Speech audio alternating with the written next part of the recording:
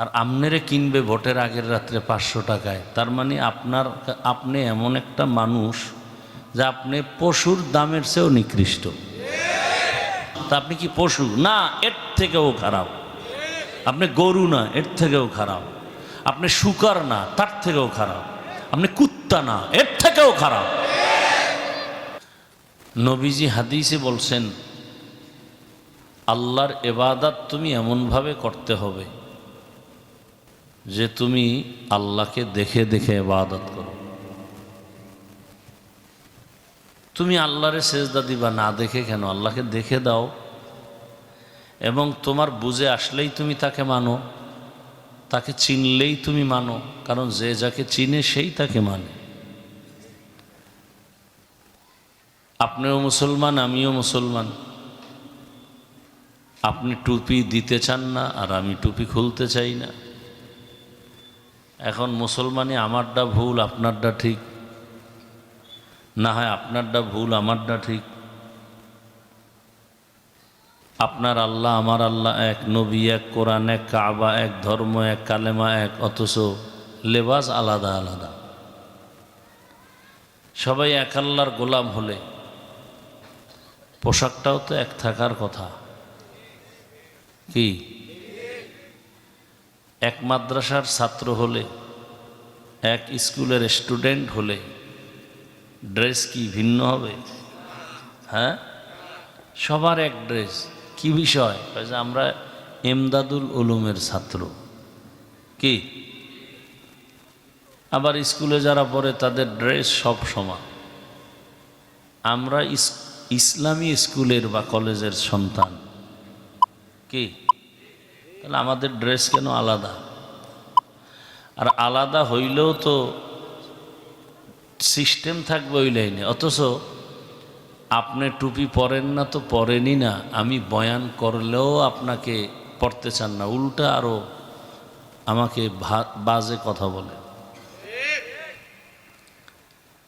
আমি দাড়ি কাটতে চাই না, আপনি রাখতে চান না। কি তাজা মুসলমান আপনি, আর আমি দুর্বল মুসলমান। আমি নামাজ ছাড়তে চাই না, আপনি পড়তে চান না। আপনি কত ভিআইপি মুসলমান। আমি পর্দা রক্ষা করতে চাই, আপনি পর্দা লঙ্ঘন করতে চান।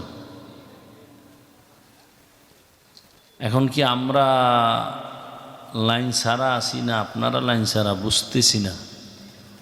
এত বয়ান করার পরেও আপনারা যে লাইনে আসেন না, বরং তসবিহ লয়ে বসে আছেন ঈদের আগের রাত্রে, আরে ভোটের আগের রাত্রে পায়খানা খাবেন, প্রার্থীরা দিবে আর আপনারা খাবেন, আর নিজেরা পশুর টাকায় বিক্রি হবেন, পশুর মতো। যেমন একটা ছাগল কিনলে 20,000, গরু কিনলে 1 লাখ, আর আমনেরে কিনবে ভোটের আগের রাত্রে 500 টাকায়। তার মানে আপনি এমন একটা মানুষ যে আপনি পশুর দামের চেয়েও নিকৃষ্ট। টাকা দিয়ে তো পশু কিনা যায়, মানুষ কিভাবে কিনে আর মানুষ কিভাবে বিক্রি হয়? বোঝা গেল আসলে আপনি মানুষ না, তা আপনি কি পশু না? এর থেকেও খারাপ। আপনি গরু না, এর থেকেও খারাপ। আপনি শুকর না, তার থেকেও খারাপ। আপনি কুত্তা না, এর থেকেও খারাপ। কুত্তায় তো মানুষের উপকার করে, আপনি তো মানুষের ক্ষতি করেন। গরু মানুষের উপকার করে নিজে না খাইয়া, আপনি তো আল্লাহর দেওয়া সব খাইয়া আল্লাহর সাথে বেঈমানি আর গাদ্দারি করেন। তাহলে আপনি গরুর চেয়েও খারাপ। এবার দলিল নিবেন, দলিল নেন সূরা আরাফ 9 পারা।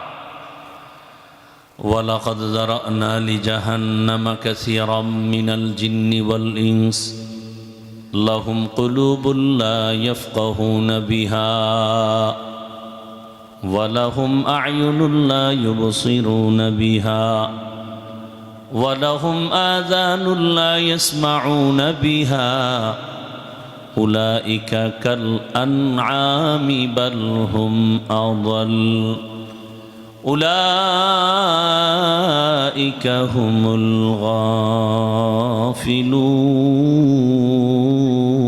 গাফিলুন। অধিকাংশ মানুষ আর জিনেরা জাহান্নামে যাবে, অধিকাংশ মানে কি খুব কম না বেশি? অধিকাংশ জিন আর মানুষ জাহান্নামে যাবে। কেন? আল্লাহ বলেন আমি ওদেরকে ভাবার মতো কল্ব দান করেছি, গবেষণা করার মতো ওরা গবেষণা করে না। দেখার জন্য চক্ষু দিয়েছি, দেখে না। আওয়াজ কানে নেওয়ার জন্য কান দিয়েছি, শুনে না। তার মানে ওরা কষ্টের দিয়ে আটকায় রাখে, বলে না। যা দেখতে বলছি তা দেখে না, উল্টা দেখে। দুটো চক্ষু দিয়া মা দেখবে, বাবা দেখবে সওয়াব। এই চক্ষু দিয়া কোরআন তাকায় তাকায় দেখবে সওয়াব। বাইতুল্লাহর দিকে তাকায় তাকায় দেখবে সওয়াব। আল্লাহর কুদরত দেখবে সওয়াব। উলামায়ে আহলে হক দেখবে সওয়াব। বান্দাই চোখ দিয়া মা বাবাও দেখে না, ভালোবাসার নজরে কাউবাও দেখে না, কোরআনটাও খুলিয়া দেখে না, আলেম দেখে না, বরং সারা রাত দরওয়াজা জানালা বন্ধ করে মোবাইল খুলে শুধু গুনাহ দেখে আর জেনা করে। চোখের জেনা, হাতের জেনা, জবানের জেনা, অন্তরের জেনা।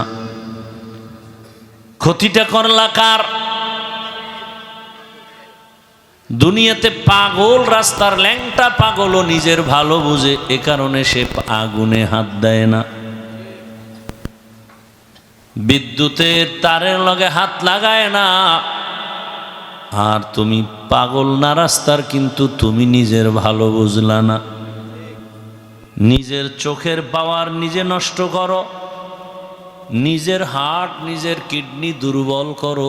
এই গুনাহ করার দ্বারা চেহারার মধ্যে কোনো নূর নাই, চেহারার দিকে তাকাইলে কোনো আকর্ষণ নাই। শুধু গুনার কারণে নিজের ক্ষতি নিজে করতেছো। একটা সময় আসবে কান্না করবা, চোখের পানি মোছার কোনো মানুষ পাওয়া যাবে না। এরপরেও যারা এই মোবাইল নিয়ে সারা রাত গুনাহ করে, বিশেষ করে আমার যুবক বাবারা, জাননি তোর মা পর্যন্ত বরদোয়া করে তুই চাকার তলে কখন পড়ে যাবি, আমার ভয় আছে। এই কথাগুলো যে আমি যুবকরে বলি, এই কথাগুলো মা সন্তানকে বলতে পারে না। সন্তান এত বড় বেয়াদব যে মাকে যদি মা বলে মাকে মেরে ফেলবে। সন্তান মাকে ভয় পায়, বাবায় ভয় পায়, শিক্ষকেরা ভয় পায় ছাত্রকে। একটা শিক্ষক ওই ছাত্রকে ভয় পায় যে চূড়ান্ত চরিত্রহীন বেয়াদব। একটা সন্তানকে ওই মা বাবা ভয় পায়, ওই সন্তানকে মা বাবা ভয় পায় যে সন্তান চূড়ান্ত চরিত্রহীন আর বেয়াদব। মা বাবা ভয় পাওয়ার কারণে তুমি আকাম করো, কিছু বলতে পারে না। তুমি দিবালোকে অপরাধ করো, শিক্ষক বাধা দিতে পারে না। তুমি শিক্ষকের বিরুদ্ধে আন্দোলন করবা, পুরা কলেজ আর স্কুল জানে তুমি বড় বেয়াদব। তোমার এলাকার মানুষ জানে তুমি চরিত্রহীন বেয়াদব। সবাই মনে মনে চায় তুই মরে যা। তুই মরে গেলে খুশি, সবাই শুকরিয়া আদায় করবে। আর তোর মতো যুবক, টাকা নাই, বাড়ি নাই, মধ্য ফ্যামিলির সন্তান, দুনিয়ার থেকে চলে যাওয়ার পরে গোটা পৃথিবীটাকে একটা জাগরণ তৈরি করে দিয়েছে। সেও যুবক, তুইও যুবক। তোকে দেখলে ঘৃণা আসে, আর তার জন্য গোটা দুনিয়া কাঁদে। কে সে? হ্যাঁ? আর তুই আকাম করতে করতে মায়ের সাথে কথা বলার টাইম পাও না। এত চরিত্রহীন, নির্লজ্জ, বেহায়া। ভবিষ্যতে তোমার কি হবে বলো তো? মৃত্যু ছাড়া কোনো পথ থাকবে না। না কোথাও তোর চাকরি হবে, যুবককে বলছি, না কোথাও তোমাকে ব্যবসায় নিবে, কারণ মা বাবার বরদোয়া লাগলেই ওই সন্তান মরার আগে গজবে পড়ে যাবে, কসম আল্লাহর। গোটা দুনিয়ার মানুষ ডাক্তার জাকির নায়েকরে চিনে আর জানে, অথচ হোমিওপ্যাথিক ডাক্তার পাগল হয়ে আছে গোটা দুনিয়ার মানুষ।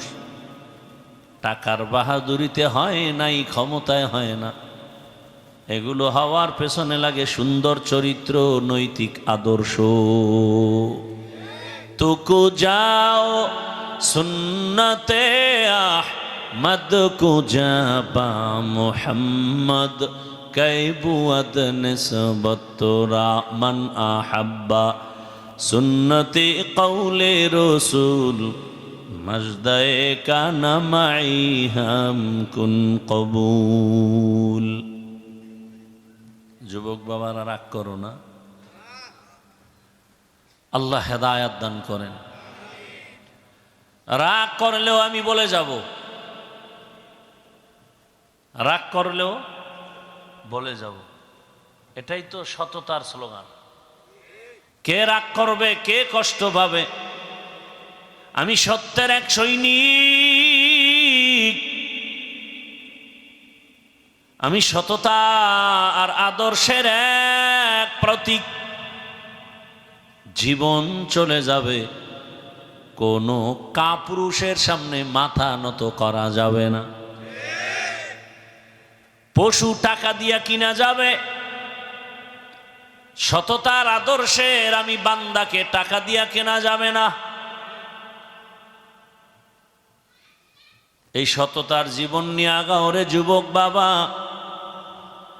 আল্লাহ দুনিয়াতে আমাদেরকে পাঠিয়েছেন তার ইবাদত করার জন্য। আল্লাহর ইবাদত করা আমাদের কাজ, আর আমাদের সব কিছুর প্রয়োজন মিটাইয়া দেওয়া আমার আল্লাহর কাজ। আমার জীবনে যা প্রয়োজন সব মিটাই দিবেন কে? আমার পানির প্রয়োজন কে দিছেন? চাওয়ার পরে না আগেই। বাতাসের প্রয়োজন, তাও ব্যবস্থা হয়ে গেল। আপনার আমার জীবনে প্রয়োজন সূর্যের আলো দিলেন আমার আল্লাহ। আপনার আমার জীবনের প্রয়োজন ঘুম, আল্লাহ ঘুমের আয়োজন করে দিয়েছেন। আপনার আমার পেটের ক্ষুধা নিবারণের প্রয়োজনে খানা, আল্লাহ সুন্দর পিওর খানার আয়োজন করেছেন। পিপিলিকারও ক্ষুধা আছে, খানা খায়। জঙ্গলের প্রাণীর ক্ষুধা আছে, ওরাও খানা খায়। ওদের খানাও আমার আল্লাহ দেন, পিপিলিকার খানাও আল্লাহ দেন। সমুদ্রের ভেতরে হাজার ধরনের মাছ, ওদের খানা আসেনি, কে দেন? ওদের খানাও আমার আল্লাহ দেন। যেই দয়াময় আল্লাহ গর্তের পিপিলিকার খানা ঢাকা বাইতুল মোকাররমে দেন, ওখান থেকে ওরা আনে, ওদের গর্তে খানা পৌঁছায় দেন। জঙ্গলের প্রাণীরা জঙ্গলে থাকে, খানা ওখানে আল্লাহ ব্যবস্থা করে দেন। সমুদ্র আর নদীর মাছগুলো উপরে এসে খেতে হয় না, আল্লাহ ওদের কাছেই খানা দেন। অথচ ওরা কেউ দামি না, আমরা আশরাফুল মখলুক, বড় দামি। আমাদের তো আল্লাহ ঘরের ভেতরে খানা দিবেন, অথচ আমরা ছেলে মেয়ে বাড়িঘর ছেড়ে দৌড়াই, দেশ বিদেশ দৌড়াই খানার জন্য। আরে তুমি দৌড়াও কেন? তোমারে লোভে ধরেছে। না হয় বনি ইসরাইলরা আল্লাহর নেয়ামতের শুকর আদায় করতো, আর ডাইরেক্ট আসমান থেকে খানা জমিনে আসতো ঘরের সামনে সামনে। কি এ ঘটনা জানেন? রহমতের নবী বলেন, ওই বনি ইসরাইল একটু চালাকি করেছিল। ওই চালাকি যদি না করতো, আমার উম্মত কিয়ামত পর্যন্ত ঘরে খানা পাইতো ডাইরেক্ট আসমান থেকে। সুবহানাল্লাহ। না ভোটের আগে পায়খানা খাও আর বিড়ি টানো, সুবহানাল্লাহ, সব একসাথে 100 বার আসবে। কি নিজের মধ্যে ভাব!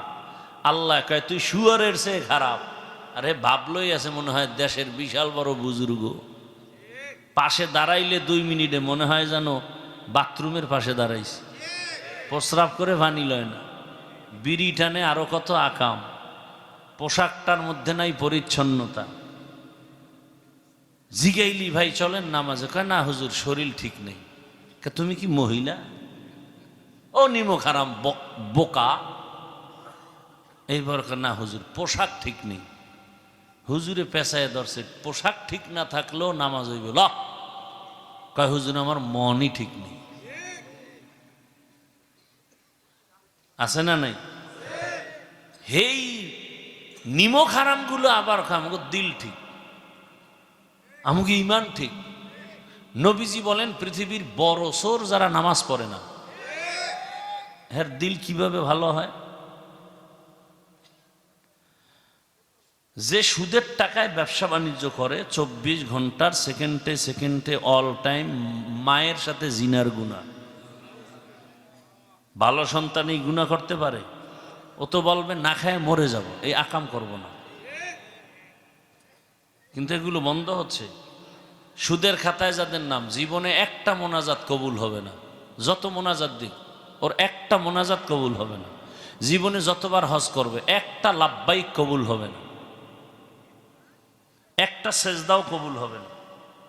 বরং আল্লাহ কোরআনে বলেন সূরা বাকারা, রেডি থাক, আমি আল্লাহ নিজে তোর সাথে যুদ্ধ করব। তুই মায়ের সাথে জেনার গুনাহ করবি, আমি আল্লাহ তোরে ছেড়ে দিব।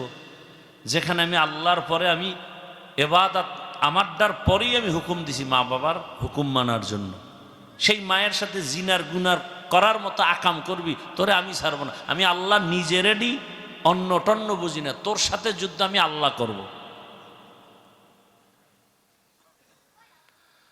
ইয়া আইয়ুহাল্লাযীনা আমানুত্তাকুল্লাহ ওয়া যারু মা বাকিয়া মিনার রিবা ইন কুনতুম মুমিনিন ফাইন লাম তাফআলু ফাযানু বিহারবিন মিনাল্লাহি ওয়া রাসূলিহি। কি কোরআন শরীফের বয়ান ভাল লাগে না?